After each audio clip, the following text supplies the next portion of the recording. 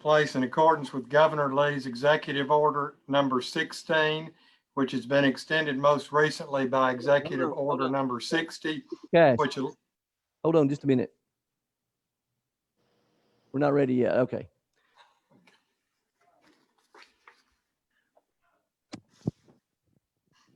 Good evening, everyone. Welcome to the regular meeting of the City Council of the City of East Ridge, October 8, 2020, 6 p.m. We'll call this meeting to order. As everyone is aware, we're still conducting our meeting via electronic means for Governor Lee's latest Executive Order number 60, which is still in effect.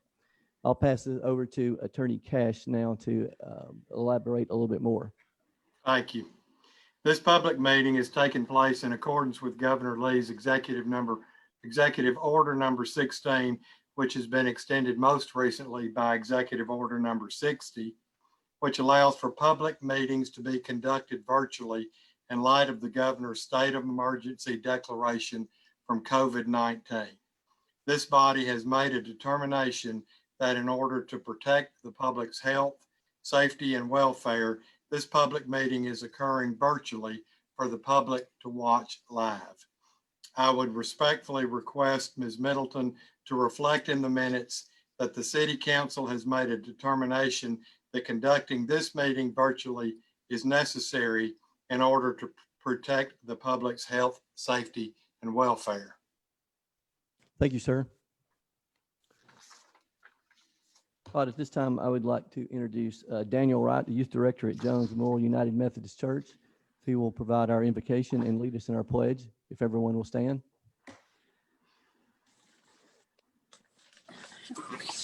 Do we stand? Let us pray. God, we thank you for the leadership of East Ridge, the city of East Ridge. We pray that you would continue to crown their heads with wisdom and knowledge, to continue to lead this great city into just continued greatness. We thank you for what's taking place inside of East Ridge, and we thank you for the leadership that you have there in East Ridge. God, we pray that you would allow this meeting to be progressive. You would allow us to make decisions for your people that you have given us charge over, the citizens of East Ridge. We love you, we praise you, and it's in Jesus' name that we do pray and say amen. Would you join me in the Pledge of Allegiance? Our Pledge of Allegiance to the flag of the United States of America and to the republic for which it stands, one nation under God, indivisible, with liberties and justice for all. Thank you.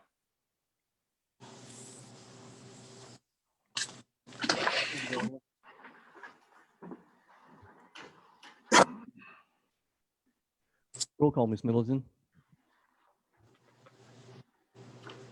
Mayor Williams. Here. Vice Mayor Helton. Here. Councilmember Cagle. Here. Councilmember Chauncey. Here. Councilmember Witt. Here. City Manager Dorsey. Here. City Attorney Litchford. Harry Cash is here for Mr. Litchford.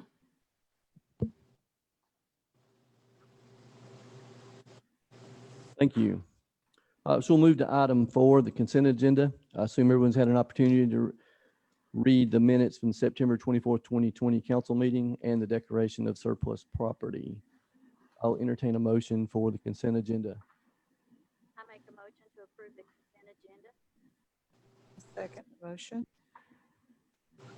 We have a motion to approve by Councilmember Witt and a second by Vice Mayor Helton. Do we have any discussion, corrections? See none. Roll call, Ms. Middleton. Vice Mayor Helton. Yes. Councilmember Cagle. Yes. Councilmember Chauncey. Yes. Councilmember Witt. Yes. Mayor Williams. Yes. We'll move into communication of citizens. Since there's no opportunity for live citizen comment during the meeting, any citizen desiring to address the city council had an opportunity to submit their comments via email to me at mayor@eastridgetn.gov from 12 noon Wednesday, October the 7th through 12 noon Thursday, October the 8th today. Please keep in mind any citizen or business owner may contact the city, the council, the city manager, or myself at any time. I am happy to say that beginning at our next council meeting, October the 22nd, we will reopen our council chambers for public attendance. We'll be requiring social distancing concerning attendance and seating. Face masks will also be a requirement. With that being said, we may have to limit the total number of citizen attendees based on social distancing requirements within our council chamber. We'll do our best to maintain the maximum total number of citizens, but we'll have to adhere to the social distancing spacing. That being said, I did not receive any citizen communication this week.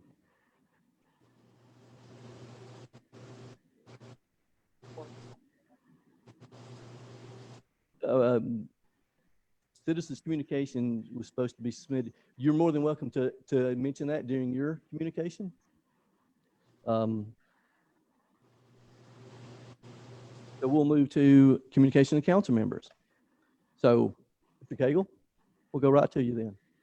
The neighbor down around Thomas Avenue called, complained about the speeding. We've had an influx of people moving in. They've got a bunch of little rugrats and kids and moving in and out of traffic down there. Cars are speeding, especially after school. I know we've had that problem before down there, so. What to be done. All right, so we're having speeding again on, you say, on Tombras.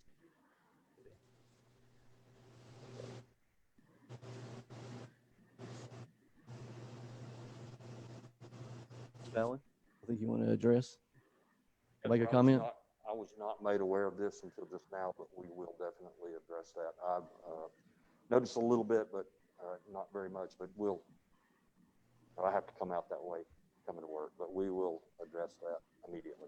Okay, thank you, sir. Thanks, Chief. Anything else? Thank you. Just Councilmember congratulations to staff and who all was involved in putting together the National Night Out. It was a great event, so good job on that. Sorry I missed it, but it appeared it went very well. Yeah. And staff did do a good job preparing for that. Yeah. Councilmember Witt, I too want to thank everybody for National Night Out. can you I get had- just a little bit closer? I too want to thank everybody for you. National Night Out. I had a great time. Also want to thank the fire department for my shirt that they gave us. I wore that yesterday. And the Eastridge Citizens Police Academy is selling shirts to back the blue. So if you'll get in touch with Earl Wilson, he'll put an order in for you. And the census has been extended. It was going to end, but it has been extended until the 31st of October. So we're up to 68.4. We really need to make 70% at least. That'd be awesome. Yeah. Vice Mayor Hilton? Nothing at this time. Thank you. As for me, also National Night Out. It was an amazing night. A lot of turnout. Definitely want to thank the Eastridge Police Department for hosting it. The entire Eastridge staff for their support and volunteers. It took a lot of people to put this together. It was amazing. Had a lot of turnout, like we said. I'd also want to mention that on Saturday, October the 17th, starting at 10 a.m. At Eastridge Elementary, Action Church will be having a free grocery distribution event for families and households that are in need or have a food insecurity at their home. It's called Truck to Trunk. Boxes will weigh on an average between 30 and 40 pounds, will include meat, produce, and dairy items. Due to the expected high demand, boxes of food will be one per vehicle. Everyone will need to pull in the lanes as if they're picking up a child, and then they will need to stay in their vehicles. They will collect some information from the individuals and bless them with a food box. So I think this is an amazing program that's being put together, and the donations of the food, and Action Church and their congregation for helping with this. Next thing I want to mention is Jonathan's Grill, open today at 11 o'clock. We're very excited to have them as part of our family. Stopped by there for lunch, and it was excellent. So glad to see them opening. As Councilmember Witt mentioned, breast cancer awareness. This is the month, October, for breast cancer awareness, and our Eastridge firefighters are supporting that by wearing pink. It's a worldwide campaign that always takes place in October, involving thousands of organizations to highlight the importance of breast cancer awareness, education, and research. So come out and support them. We appreciate that, and wear pink in the month of October. All I have at this time. I will pass it to City Manager Dorsey. Thank you, Mayor.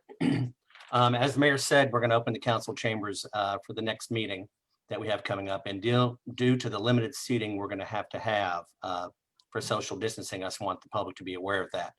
The seating will be separated into single seats, sort of like you can see in the bottom screen here for those of you that are watching from home, where you have one seat and it's separated by 2 empty seats, then another seat. That's how the whole room will be configured. We will not be letting families or groups sit together.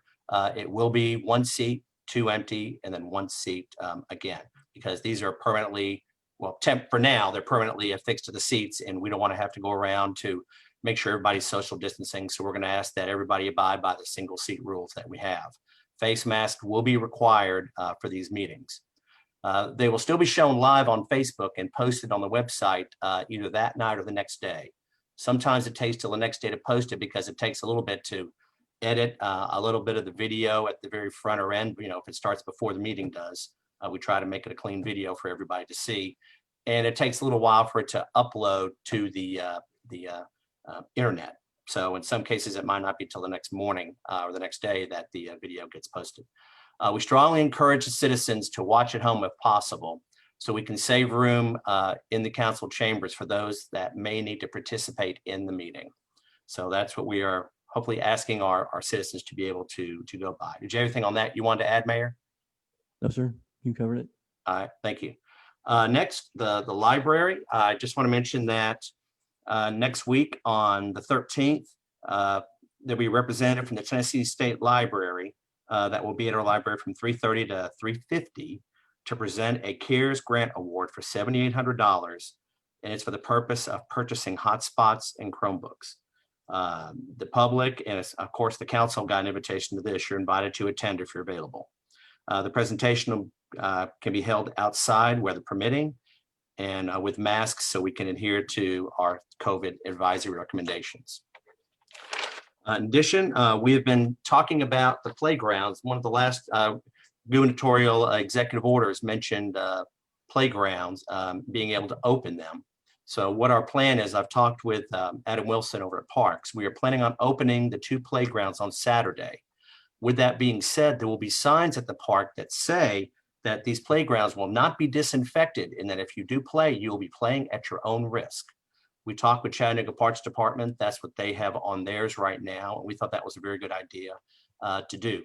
We don't have the personnel to every 20 to 25 minutes to go to every piece of equipment in a playground to be able to disinfect it. So we're making sure we put those signs up at the entrance to the playground so that everyone knows. I was given a message from one of our citizens that wanted to know why people were playing on the Camp Jordan playground, but not at the Frontier. Well, if they were on the Camp Jordan playground, they were there illegally because it was taped off. So people were going on when they shouldn't have been on the playground at all. So I just wanted to mention that. We are also looking at doing as what we call a soft opening for the senior center. We are allowed to start opening that back up, but we're not going full force right now because of COVID-19 advisory recommendations. So it will be starting slowly and slowly expanding. So just keep looking at the park's website to see how that is going to be moving forward. And I heard Jonathan's, as you said, open today. I'm just sorry I missed it. I'll have to go to lunch there when I get back on the 19th. And I'm just very excited that they're there, as some of you in that audience know. It's just a great, great restaurant. We were sad that you couldn't attend today. Well, thank you. I appreciate that, Mr. Custer. Now I lost my spot. I'm just getting ahead here. On October 23rd to October 26th, there will be some interstate ramp closures. And we'll mention this again at our October 22nd meeting. The ramps from Ringo Road to I-75 North will be closed from Friday evening. I can't remember if it's 6 or 9. I see Chief Allen there. It's one of those two, but we'll make sure of that time. I think it's 9. 9, thank you.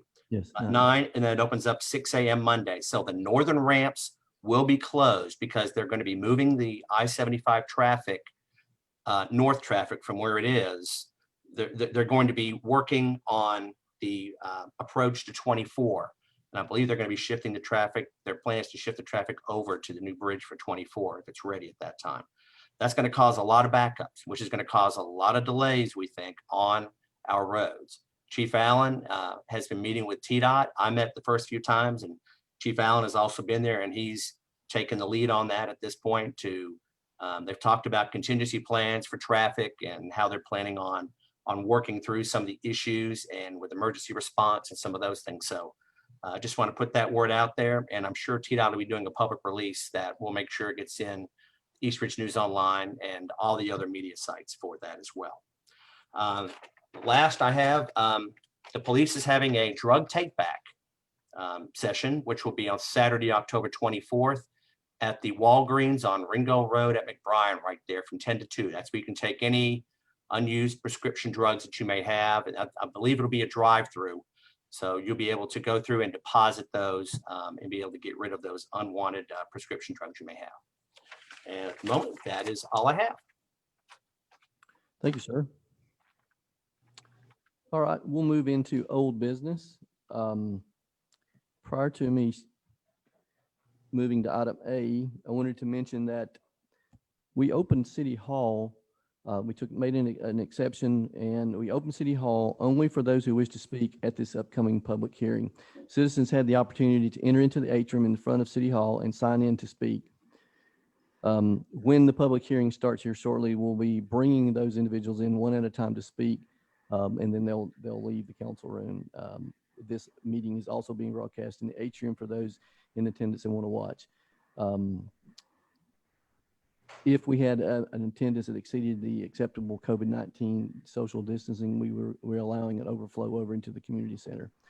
So I just wanted to mention that as we start the process of moving into item A, ordinance number 1136, the public hearing. Ordinance number 1136, an ordinance of the City Council of the City of East Ridge, Tennessee, to amend the zoning regulations and the zoning map of the City of East Ridge, Tennessee, so as to rezone the properties located at 6501 McCall Road, tax map 169ED004, 6505 McCall Road, tax map 169ED003, 6509 McCall Road, tax map 169ED002, and 6513 McCall Road, tax map 169ED001 from R2 Residential Duplex District to C4 Planned Commerce Center District. Second and final reading. Thank you, sir. I will open this public hearing for ordinance number 1136. Mr. Custer? Yes. Mayor and council, on September 14th, 2020, the East Ridge Planning Commission voted unanimously to approve the rezoning for 6501, 6505, 6509, and 6513 McCall Road from R2 Residential Duplex District to C4 Planned Commerce Center District, provided that under Article 5, Section 1403, uses permitted shall only be Section F, which include apartments, townhouses, and condominiums. Provided, however, that all permanent residential use shall be located on upper floors or otherwise separated from area of principal commercial activity, that separate and exclusive pedestrian accesses and exits for permanent residents shall be provided other than those or in addition to those used for access to the principal commercial area, and provided that separate and exclusive parking areas for the use by permanent residents shall be perpetually maintained. And it has also been stated that this use will be for residential only for the construction of the condos. And then on Thursday, September 24th, this was also approved on first reading. And at this time, I would like to turn it over to Jeff Sykes, Alan Jones with ACE Engineering, since they are the applicants, to provide any other additional explanation. Thank you, sir.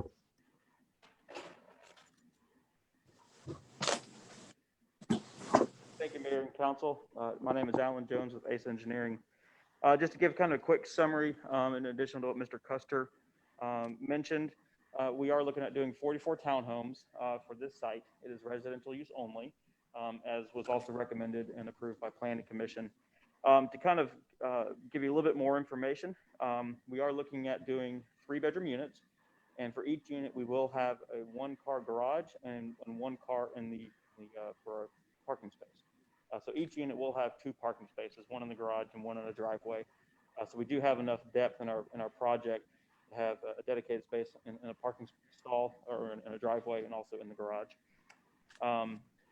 When you're looking at the total number of units, the homes that are going to be facing McCall, right now there's 4 townhomes or 4 duplexes that are there currently.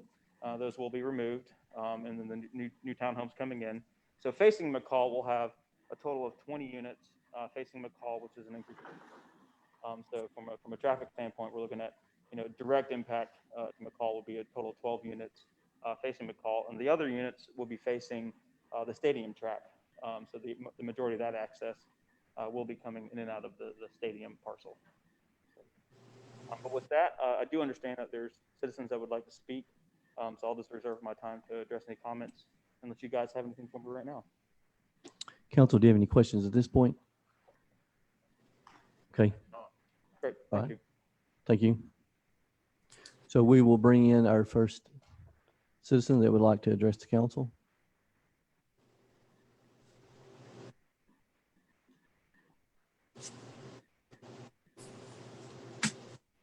Welcome. I've been listening to the video and it's almost impossible to understand somebody with their mask on. So just thought Understand. Can I take Yes, this you off? may. Okay, Yeah, great. you're within social distancing. Okay. If, for the record, please give us your name and your address. I'm Jane Sharp. I live at 6112 Schofield Avenue in Lansdale Park. Thank you, ma'am. You have 5 minutes. Okay. First of all, I'm going to do this quickly. I want to thank the Red Wolves organization for inviting everybody in Lansdale Park to attend the game on Wednesday. That went a long way to improving their relationship with their neighbors. So that was a really good thing. Thank you to you and the city manager and assistant city manager for meeting with myself and another individual from our neighborhood to lay to rest some of the concerns that we had. In fact, I'm here to tell you, I really don't have any objection to the townhomes per se. I don't think that it's a good idea to be putting 44 units on 2 acres, but that's not my call. So that's pretty much, y'all can do whatever you want to with that. And I'm not going to object to it because as far as I'm concerned and many of my neighbors, it is much preferable to have brand new townhomes than to have those horrible duplexes that have been in decay for many decades. So, but what I am here to do is to bring up some of the things that are impacted by that development and which are our concerns. The biggest concern that I have is that in the zoning meeting, which I watched the video for, the discussion came up of cul-de-sacs, which, as you know, from having spoken with me, I'm pretty much opposed to, not so because of cul-de-sacs, but to close off North Smith so that the residents of Lansdale Park only have one way in and one way out. And that is a horrible, curvy little Hurst Street, which then is in probably the most dangerous curve in East Ridge on Spring Creek Road. We had an occasion a year ago where someone had a wreck there, knocked down a pole, and they were doing work there for probably 30 hours. Had we had only one way in and out of that, it would have been a big mess. So I want to know when y'all are thinking about doing something with the roads. But on that subject, I think the traffic has been raised as a concern and a complaint in that area. But many times the residents say they're concerned about traffic. There's a number of problems that we have with traffic. There's through traffic. There's people speeding. There are cars that don't need to be driving up and down the roads there. And if they have only one way in and out, that certainly will stop the through traffic.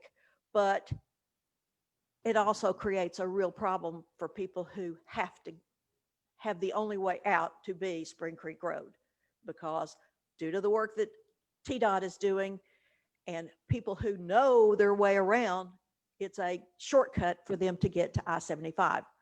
So I do have some current concerns about that and will really oppose having only one way in and out of there, which, by the way, was the way it was originally when the subdivision went in. The streets didn't connect with North Smith, and it's been a matter of convenience that they are connected and have been for many years. So what I'm going to ask for is essentially 3 suggestions. I would like to see a traffic survey done of people in the community so that we can get a better handle on what is the problem with traffic. You know, is it people speeding? Is it children playing in the streets? We need a better handle on what the traffic problem is before we start cutting off access to 147 houses and 44 condominiums or townhomes. The second thing we need is a bona fide traffic study, not just of Lansdale Park, but of North Smith and all those feeder streets from Spring Creek Road that people like myself had to turn onto today, make a right out of Hurst Street, and then make a left onto a feeder street to get to Ringo Road and go north. So we need a traffic study that encompasses that entire area so we can see what the traffic flow is now. Is it expected to improve in 2 years when TDOT gets their work done, or is this going to be an ongoing problem that we have? So a traffic study, in my opinion, is absolutely crucial to understanding that. The third thing that I would like to see, and this would go a long way with the neighbors, is to create some means of transparent communication between the city, the developer, and the neighbors so that we have a knowledge of what is going on and why it's being done, so that, number one, there's not crazy rumors going around, and also to increase our sense of acceptance that this is going to be a development that is good for our neighborhood. So I don't know how to go about doing that or what we should do. I'm just good at making suggestions for doing something like that. And we So, appreciate that. And like we talked when we sat down, you know, we're willing to have a community meeting and great. work on That's, this. I think that Absolutely. would be the next step. Okay. Thank you so much for your time. Thank you so much, ma'am.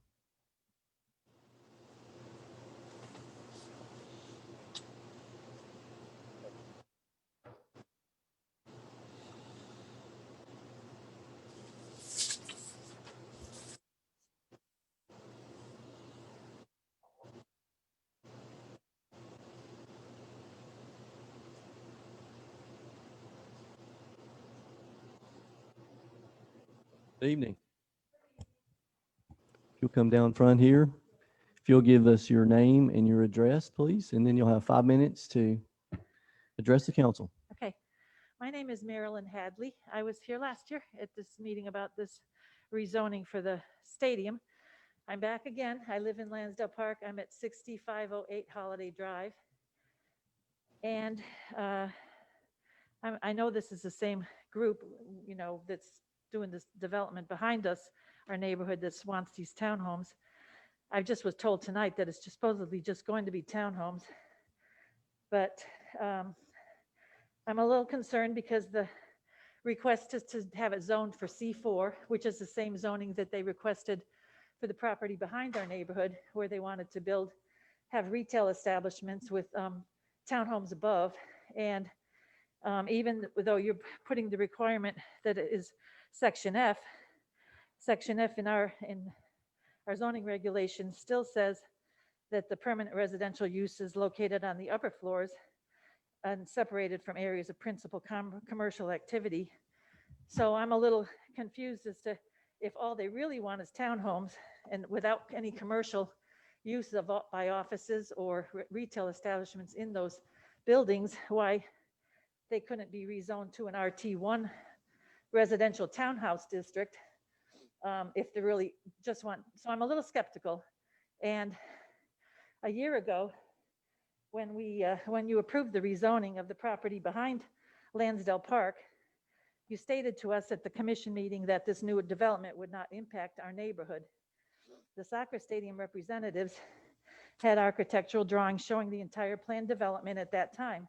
And it was all supposed to happen on that property that was being rezoned behind our neighborhood, not including McCall Road. And you assured me last year that it wasn't the townhomes that were getting rezoned, but the property behind the townhomes, because I asked when I spoke. And now they're wanting to extend beyond that plan and actually move inside our neighborhood with the commercial rezoning of residential properties that are part of our neighborhood. The end result of allowing this rezoning would be to change the entire nature of our neighborhood. I'm going to pull that down a little so my glasses ma'am, don't do. fog up. She told me I could. And it is going, I believe it will change over time the entire nature of our neighborhood by opening up such major access inside Lansdale Park into this large commercial development. There would be no practical way to keep our neighborhood separate anymore. And that to me is confirmed by what I heard the engineers say earlier this evening in this meeting, that some of the townhomes will face McCall, but a bunch of them are going to face the stadium. So basically you're taking away any barrier between the entire neighborhood of Lansdale Park and the stadium. So people are going to park on our streets. They're going to walk through our neighborhood to get to Ringgold Road and the restaurants and businesses that are there. People are going to cut through our neighborhood to get to the stadium, and they're going to park in our neighborhood and walk into the stadium. They're going to leave their trash in our yards for us to pick up. And it's just going to change the entire nature of what has been a quiet neighborhood. McCall Road is not a heavily traveled public road like John Ross, Bennett, Moore Road, Max Smith Road, Spring Creek Road, and many others like them in Eastridge, all of which are used by hundreds of cars every day to cut through to destinations beyond the road itself. Any of these roads might present a logical location for someone who wants to turn a residential property into a commercial one in order to set up a business. But McCall Road is a residential road that is only 3 blocks long. It is at the very back of a small, isolated, completely residential neighborhood with no reason for any cut-through traffic that all the roads I just mentioned are subjected to every day. There are currently signs at the beginning of both entrances to our neighborhood, Lansdale Park, which state that there's no outlet and that truck traffic is prohibited. To access McCall Road, you have to drive a very long block inside of Lansdale Park neighborhood itself to get to the very back of our neighborhood where McCall Road is located. If this rezoning is approved, the 2 access roads into our neighborhood, Hurst Street and North Smith Road, both appear likely to be turned into significant access roads into the new development behind our neighborhood. And you know, if they close off one of those streets, if they end up deciding to close off North Smith Road, which Jane told me was a possibility in the future, then we have only one way in and out of our neighborhood onto Spring Creek Road, which is already very difficult to get out of in that intersection. And if you're adding another 100 cars or more from the townhomes, that's going to make it even worse. This rezoning does not present minor impact on our homes and our neighborhood. If you approve this rezoning request, you are in reality making the entire Lansdale Park neighborhood an extension of this new development. We will be dealing with constant stream of automobile traffic, truck traffic, foot traffic, and people parking in our front yards, disposing of their trash. You're taking away the sense of privacy our entire neighborhood has enjoyed for decades and is still entitled to. If this happens, I might be okay with eventually turning my home into an Airbnb or a cute little retail shop. And I'm assuming that when that time comes, that you will happily and quickly approve my rezoning request, because there won't be any place for my grandchildren to ride their bikes up and down quiet streets anymore, or for me to feel that they're safe doing so. And it might just become an untenable situation for the people who just want to live there in peace and quiet and don't want hundreds of people walking and driving through our neighborhood to access the stadium. And I appreciate the Red Wolves being there. I think that was a good rezoning request. And I don't understand why they can't follow through on the plan that they had these nice architectural drawings from last year that showed all the retail and commercial and townhomes and everything on that property. And now all of a sudden they need to come into our neighborhood. And I'm not really understanding that. So I'm sure there are many folks currently in Lansdale Park who value their privacy and just want to live in peace in their homes in our quiet little neighborhood. This rezoning would be the beginning of changes to our neighborhood that would present a completely untenable situation for those people. Therefore, I must respectfully voice my opinion on behalf of myself and many others in my neighborhood that I think the city of Eastridge should hold these developers to their original plans. I think the developers can successfully complete their project without rezoning residential homes inside our neighborhood. And I think the city commission should have the personal integrity to keep their promise to us, made to us last year, and to protect the rights of the citizens in Lansdale Park by denying this request for rezoning. And thank you for your time. I appreciate it. Thank you very much. And you should be able to hear outside here, but we'll have someone representing the developer and Assistant City Manager Custer probably address some of the questions you had. Okay, Thank you so much. Appreciate y'all. Thank you.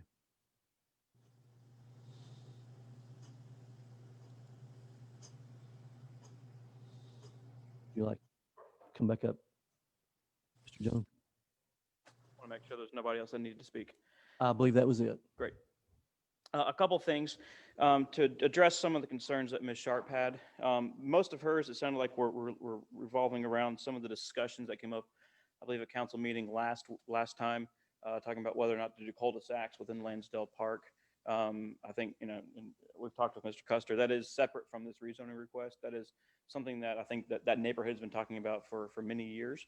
And I think that's a discussion that's needed, and then we'll continue to probably evolve, whether or not to do cul-de-sacs, not do cul-de-sacs, and how the traffic flow works through that neighborhood.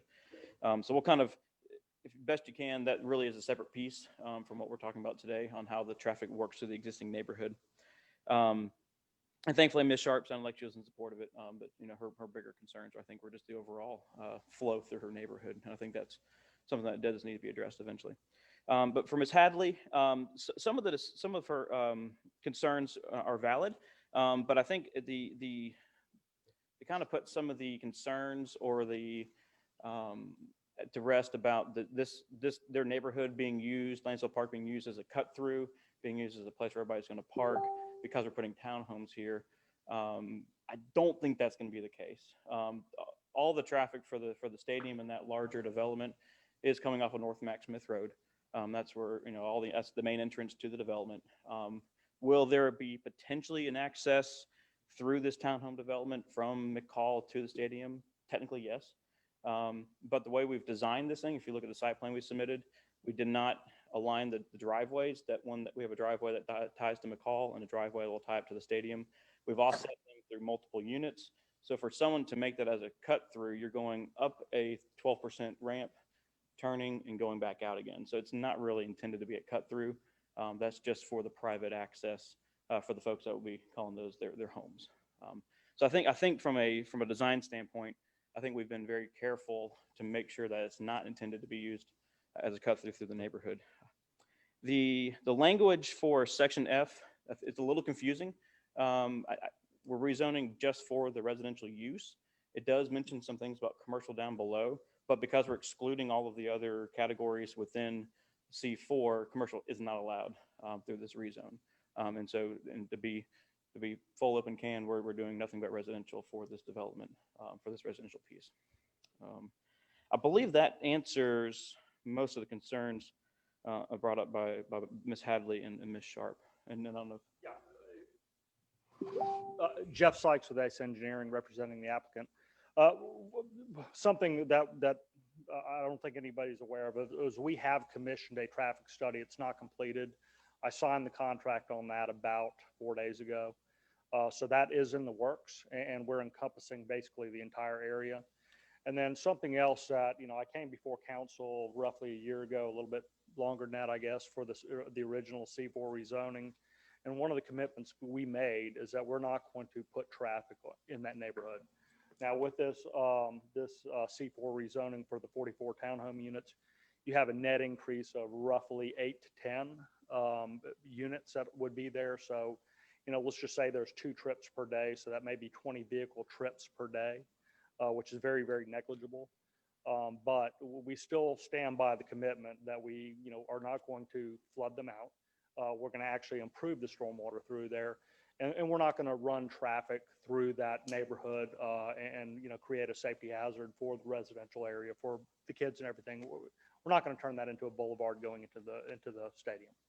So we stand by that. Nothing has changed. Questions? Council? Yes, sir. Ms. Hadley brought up North Smith. What is y'all's plans in the future for North? No, sir. Not at all. So right now, the only thing that's impacting North Smith, and like I said, about a year and a half ago, I made a commitment in front of this body and to the neighborhood that we would not put construction traffic through there or an increased traffic going through there.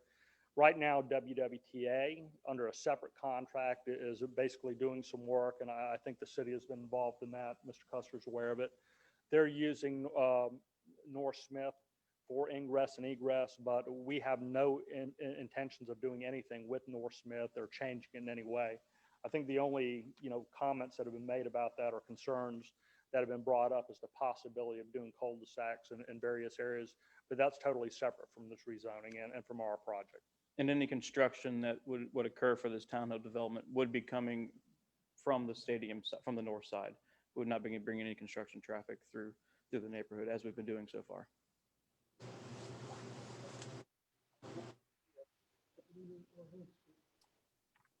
Excuse me, Mr. Mayor, or Councilman Cagle, we can't hear a word you're saying. Could you please get closer to the mic or speak up, please?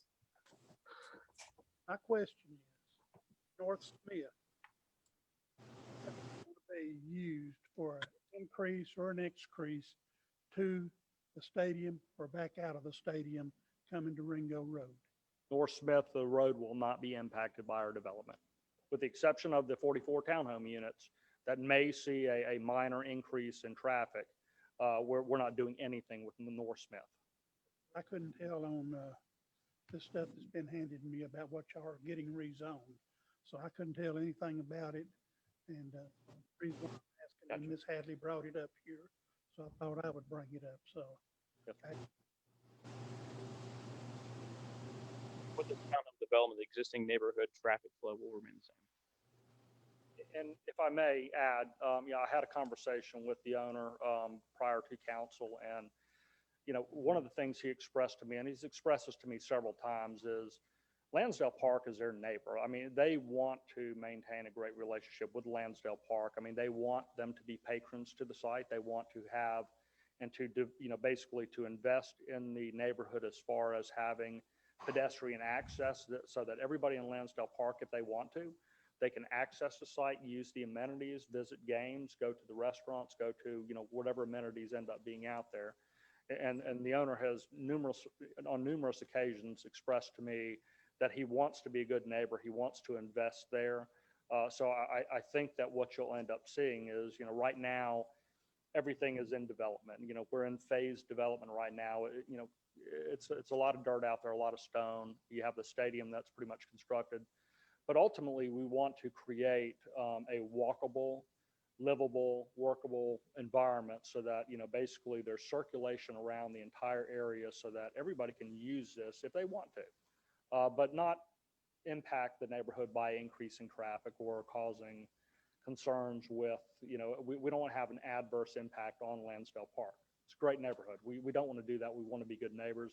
And he's expressed that to me several times.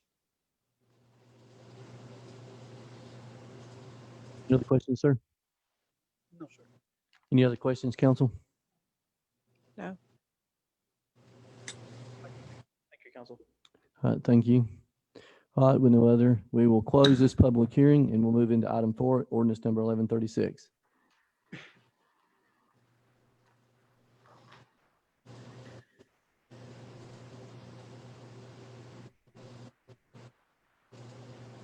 I'm not sure we need to read that again, but Mr. Cash, if you'd like to read ordinance number 1136 again for item B, please. 1136, Yes. an ordinance of the City Council of the City of East Ridge, Tennessee to amend the zoning regulations and the zoning map of the City of East Ridge, Tennessee, so as to rezone the properties located at 6501 McCall Road, tax map 169 ED004, 6505 McCall Road, tax map 169 ED003, 6509 McCall Road, tax map number 169 D002, and 6513 McCall Road, tax map 169E D001, from R2 residential duplex district to C4 planned commerce center district. Thank you again, sir. This is the second and final reading, so I'll entertain a motion for ordinance number 1136. Make a motion to approve ordinance 1136. Second. We have a motion to approve ordinance number 1136 by Councilmember Chauncey and a second by Vice Mayor Helton. Do we have any discussion? I see none. Roll call, Ms. Middleton. Vice Mayor Helton, Yes. Councilmember Cagle, The answer on North Smith is what was given. I voted no last time, so I'm gonna vote yes this time. Councilmember Chauncey, Yes. Councilmember Witt, Yes. Mayor Williams. Yes. Ordinance number 1136 passed, second and final reading. We'll move to item 9, new business, ordinance number 1137. An ordinance of the City Council of the City of East Ridge, Tennessee, to amend the fiscal year 2021 operating budget, ordinance number 1129, for various revenues and expenditures in the general fund, drug fund, economic development fund, solid waste management fund, and capital projects fund. First reading. Ms. Walsh. Mayor, I'll start on this while Ms. Qualls is on her way up. The budget ordinance, as you know, we have certain revenues and expenditures that we are taking care of that every once in a while during the year we have to. One of the items we added into this deals with being able to get our employees a much needed cost of living raise of 3%. We have been doing very well the last 2 months with our state taxes, our local option, and our state shared. We still have one more to go, which will just be in a few days, but looking at the way the trend is going, we have no reason to believe it won't be positive, just like the last one was. As a matter of fact, this July, our tax revenues were 20% over July of 2019, which is good. And just as a side note, our border region revenue is even 15% over what it was last year. So our sales during this last year were good. We thought, we had a little bit of a slowdown at the end due to COVID-19, but that is, the sales have gradually picked up. And so we think it'll be a good time for us to go ahead and recommend. It'll take 2 readings of the ordinance, obviously, to give all our employees a 3% raise. And this will be retroactive back to July 1st. That was one thing I said we would try to look at as well. Our employees deserve it. They're very hardworking. They're the backbone of the city, and I'm just glad we're able to do something. And Diane, I didn't plan on being home this week, but I think the amount which I left at my desk was a little over 200,000. Is that correct? Yes, sir. Okay. Yeah, And if you want to speak to some more of this amendment, you can go ahead. Okay, well, he pretty much covered everything. But you will notice that in the capital projects fund, if you remember at the last meeting, y'all approved the bond issue. So it's showing that the revenue and expenditures for that. And remember, that's going to be a drawdown, and we're only going to draw the money down as we need it. You'll notice the solid waste management, because they're a separate fund, they take care of themselves, that their raise is in a separate fund. You'll see the economic development fund. We had to increase it because we got much more border region than we budgeted, because we were conservative, because you were hearing everything, but we did really well here. It didn't slow up. No, ma'am. It did not. If you ever went down towards Chick-fil-A, it never slowed up. So we are in good shape. We'll have more funds coming in. Like I said, we're waiting on our September numbers. I should know some of those tomorrow. That's what we get from the local option. And then on the 20th, we'll see what the state shared was. So, but even looking at what I've seen from the state, the collections are up. Tennessee was not hurt as bad as a lot of states. The big cities, I think, were something like Nashville, those type. But even if you've been up around the mountains, it didn't slow them down either. So, but do you have any questions about the budget amendment?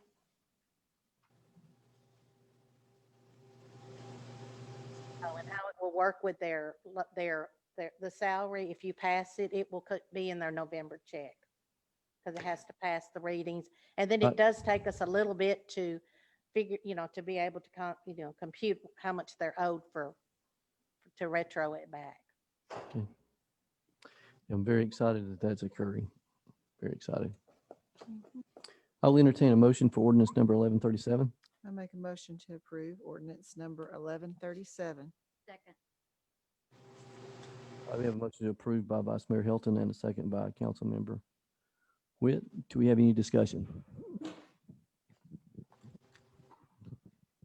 I see none. Roll call, Ms. Middleton. Vice Mayor Hilton, Yes. Councilmember Cagle, Yes. Councilmember Chauncey, Yes. Councilmember Witt, Yes. Mayor Williams. Yes. Ordinance number 1137 passed first reading. We'll move to item B, resolution number 3086. A resolution of the City Council of the City of East Ridge, Tennessee, amending the rules and regulations for a tent lottery. Yes, sir. Mr. City Manager. Okay, thank you, Mayor. Yes, I hear we do a tent lottery before every election, so the candidates are able to get out there and meet the electorate that's coming in to vote. As you all know, it has moved from, all of our polling sites have moved from I lost my train of thought. The community center and is it veterans, what's up on the west end, sir? The VFW. Thank you. It's close. VFW, thank you. They have both moved down to Camp Jordan. So all 4 precincts for East Ridge are in one place now, Camp Jordan. There's one at East Ridge Methodist as well. Yes, thank you. Right Thank you. And they have all moved down to Camp Jordan. We had our August elections there. It seemed to go very well. So they made a couple modifications for November to be able to allow some more room inside for people to stand social distance wise while they're waiting to vote in there. So hopefully it's going to be a very good setup. We had a meeting and talked with the election commission about that. Anyway, obviously the original tent lottery was for the land outside of City Hall, basically in front of the community center. And so now the tent lottery would have to be for the area down at Camp Jordan, the arena. Now, the first thing obviously is the tent has to be over 100 feet away from the entrance. So basically that'll leave the area of the grass strips along the road out there, Camp Jordan Parkway, just between the 2 driveways entering into the arena. So there will be able to be spots on the right side and the left side of the road right there. These spots will be social distanced, obviously. And so with this resolution, we have just memorialized the couple changes that we've made between moving from the community center basically down to Camp Jordan. I'm just going to go through these real quick or what the changes were from before. There'll be 12 sites marked up whether they're needed or not. There'll be 12 foot by 12 foot in the area next to Camp Jordan Arena. Like I said, the maximum tent size will be 10 by 10. There will only be 1 tent site allowed per candidate. A lottery will be held 7 days prior to the election date at 12 o'clock noon at City Hall. A candidate or a unique representative must be present for each candidate participating in the lottery. That basically means one person can only represent one candidate. We don't want one person coming in and say, I represent candidate A, B, C, D, and E. I'm ready for the lottery. Every candidate has to have their own unique individual there to represent them. So there'll be no multiples. Once the drawing starts, no other names will be allowed to be submitted. So once we pull the first name for the lottery, no one else can get in if they're not there yet. The lottery will be conducted by the city recorder, and we added or designee in case of absence, because if for some reason Janet's not able to be there, we want the lottery to continue. So we would just have her designate somebody else to be able to do it for her. This part didn't change. The first name shall have the opportunity to select the first site they desire to locate their tent that's available. The second name will have the second site, et cetera, until we go through the list. The candidates shall be allowed to set up their tents at their designated location sites, which will be determined by the lottery, no more than 24 hours prior to the opening of the polls. I've heard that there have been issues about that in the past where people have set them up the night and a half before and things of that nature. They will not be allowed to be set up no more than 24 hours prior. So that means 8 a.m. Monday morning. After 8 a.m., they can start setting them up. If they're set up before, the tents may be removed. Tents cannot come into contact with bushes or trees in a manner that causes damage. No cutting of branches or bushes or any other type damage will be allowed by the tents. There should be plenty of room for each tent along the side of Camp Jordan Parkway there without having to come in contact with the trees. We want to make sure that the candidates knew that we don't want any of the trees or anything damaged. Tents may not be set up in any of the paved areas. We're going to need all our parking lots for all the people for all 4 precincts to be able to park in. The tents will all be set up along the grass there. They can use sandbags or any other similarly weighted items. That wasn't in there before. It doesn't have to be a sandbag, but something that's just as heavy to keep the tent in place so it doesn't blow away. It could be a bucket full of sand. It could be weights, literal weights on there, but just something to keep the tents in place. Again, and on the grass, no tent stakes will be allowed in the ground either. There could be underground wiring along there. There could be plumbing. A lot, as we have found out, Mr. Custer can verify this, a lot of the wiring, sewer, electricity, you have no idea where those things are once you get inside Camp Jordan from over the years worth of construction. And then if any candidate is found in violation of the rules, the police chief is authorized to remove the tent structure from city property immediately. So that was in there before. But basically, that's what we're doing for the tent lottery. And like I said, that for the lottery will be a week before, which is the Tuesday before the election at 12 noon at City Hall. Are there any questions? Our tents are 12 by 12. You know,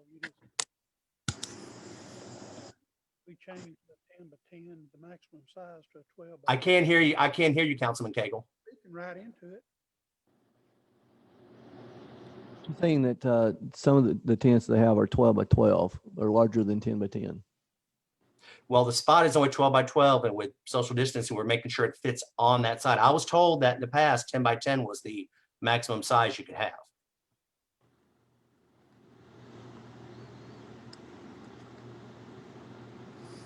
Because you want a little buffer around the sites. Any other questions?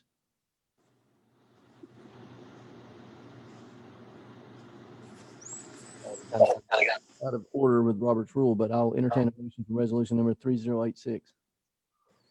I make a motion to approve resolution 3087. Second.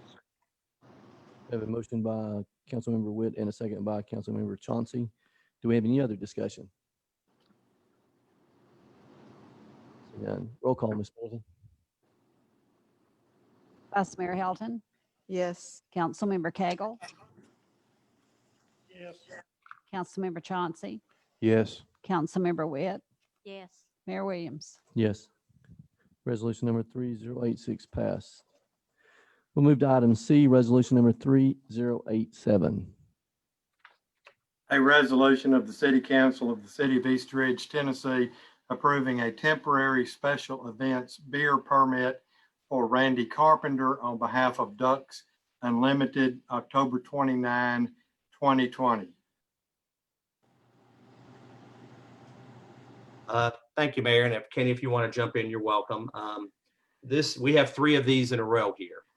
They're all temporary special beer permits.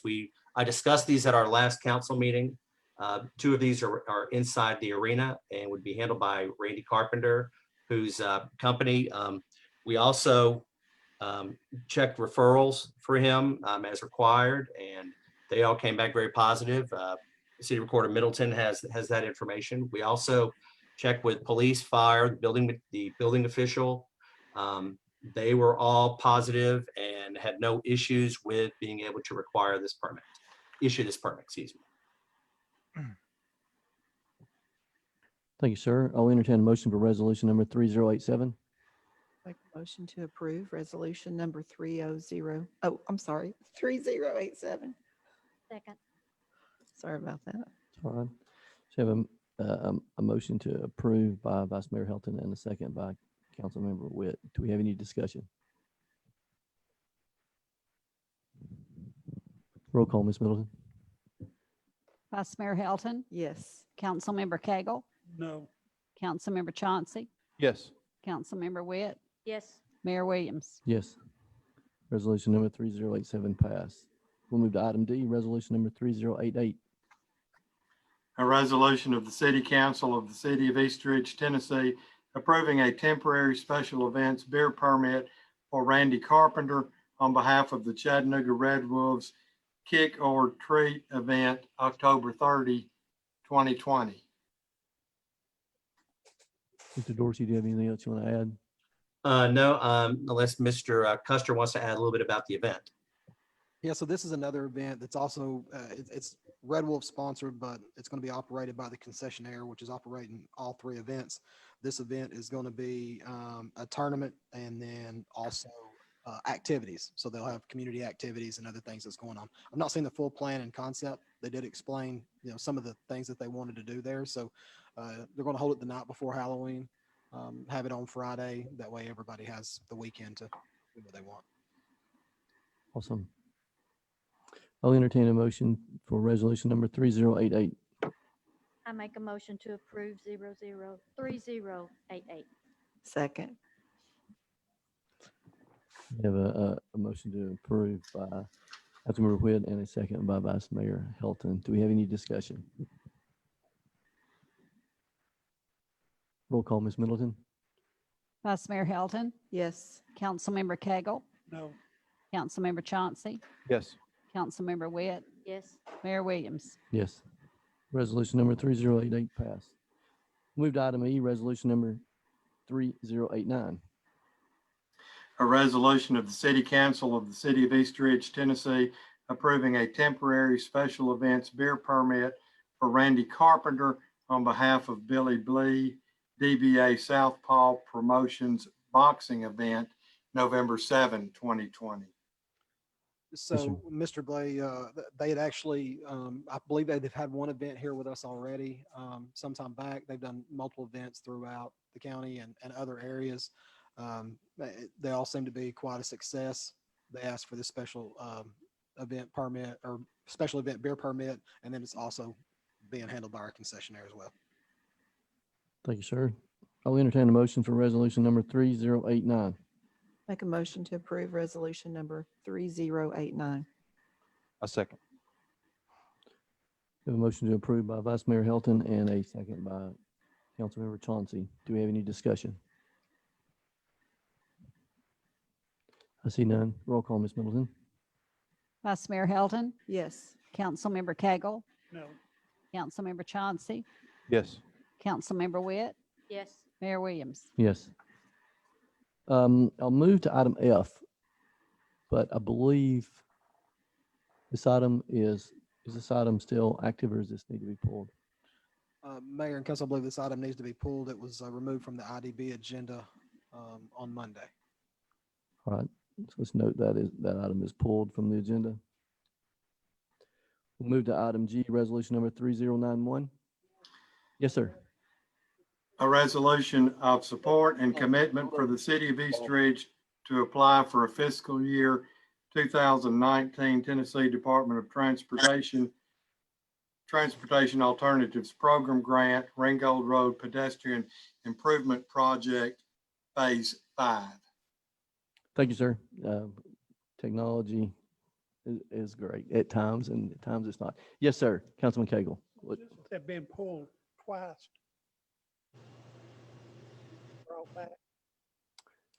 So it could be brought back, but it'd still have to go back through the IDB to even start the initial conversation again. So. Right, this was put on here in anticipation of it going through IDB earlier this week. And when it was pulled there, then it just a ripple effect that it needs to be pulled here. Yeah, because this agenda was already established. Correct. Your question, sir? Okay. All right, so now we'll move to item G. We just had that read, so I'll entertain a motion for resolution number 3091. I'll make a motion to approve resolution 3091. Second. We have a motion to approve by Councilmember Chauncey and a second by Vice Mayor Helton. Do we have any discussion? Anything you'd like to add? Ms. Bauer?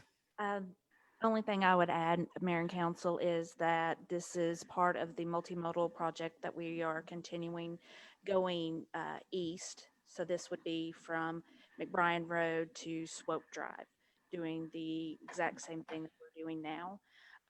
The only thing that's different is that with this grant, instead of every phase being an 80-20, it's only just the construction that's 80-20. The other remainder fees would be for the city to incur.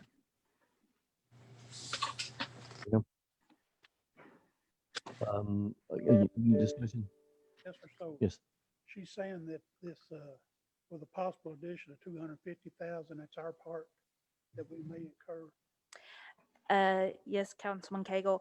I ran some numbers, and really and truly, even after doing the other numbers for the other three phases, I think we wouldn't be really on our part more than 350,000, because we are actually going to be using the bike lanes that are currently there. So we won't have to spend quite as much in right of way as we did for multimodal. 200,000 for our part plus whatever we spend additional. Thereabouts.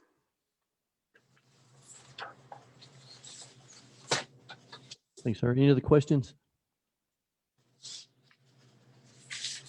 And this is obviously a different phase. Everybody's heard us talk about multimodal for years.